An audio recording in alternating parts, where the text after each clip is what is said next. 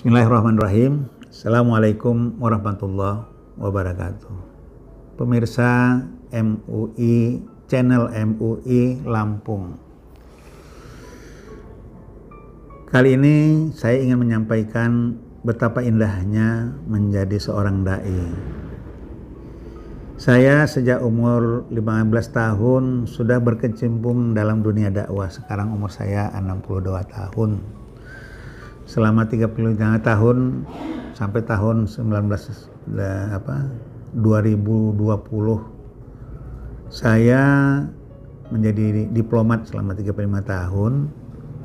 Saya terus juga berdakwah karena merasakan sebagai pendakwah itu luar biasa.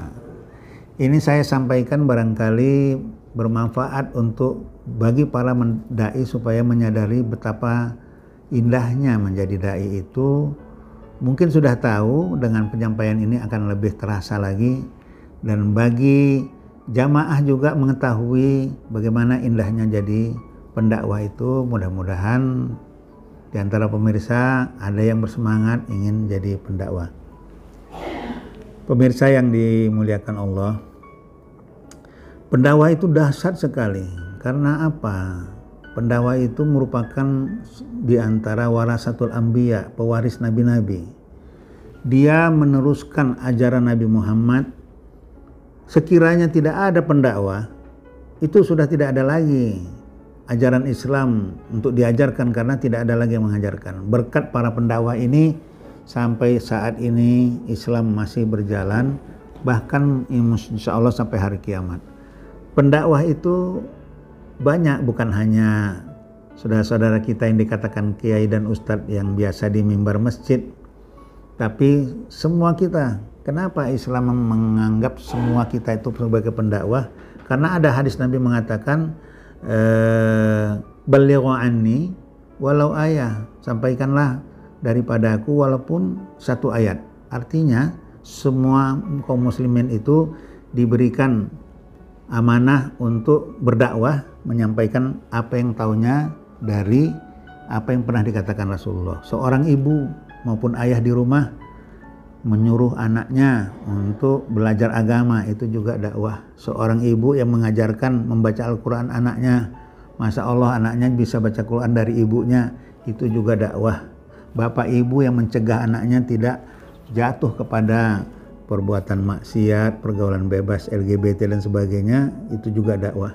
Jadi satu hal yang paling dahsyat sebagai pendakwah itu tugasnya, tugas mulia, yaitu sebagai pewaris Nabi, meneruskan ajaran Islam. Masya Allah. Yang kedua, sebagai pendakwah ini luar biasa jadi guru bangsa. Orang yang pernah mengajarkan sesuatu kepada orang lain itu sudah bisa dimasukkan kategori sebagai guru. Pendakwah ini muridnya ada di mana-mana dan segala lapisan. Kadang di masjid, kadang di sekolah, kadang-kadang di lapangan, kadang-kadang di restoran dan sebagainya. Luar biasa. Kalau dosen paling dia mengajar di kampus, kemudian ada kurikulumnya, ada mahasiswanya. Tapi kalau pendakwah ini dia harus mengatur pembicaraannya sesuai dengan kondisi yang seketika dihadapinya, yang tukar-tukar tempat dan tukar-tukar audiens. Itu memerlukan keterampilan yang luar biasa. Pergaulannya pun sangat bebas, sangat luas dan sangat menyenangkan. Kalau jabatan dan posisi lain, orang meresponinya bersikap terbatas, tapi kalau menjadi ustadz, mulai dari anak-anak sampai tingkat presiden pun memberikan respek yang luar biasa kepada ustadz. Meskipun ustadz tidak cari kaya dan tidak mesti kaya, tapi penghormatan orang kepada ustadz luar biasa. Ustadz kalau datang disambut, didudukkan di tempat yang paling utama, dan diundang orang banyak untuk mendengarkan pembicaraan dia. Kemudian pulang dia dilepas dengan kehormatan. Luar biasa. Kehormatan yang diterima para ustadz ini tidak lain Allah yang memberinya, karena orang melihat para ustadz, para kiai ini bukan dari kekayaannya, tapi dari apa yang pernah dikatakannya kepada orang yang menjadi pencerah, sehingga orang yang mendengarkannya luar biasa. Ada lagi banyak sekali, tapi karena waktunya terbatas, saya mau menyampaikan satu lagi aja. Dahsyatnya jadi ustadz itu memiliki bisnis akhirat multi level.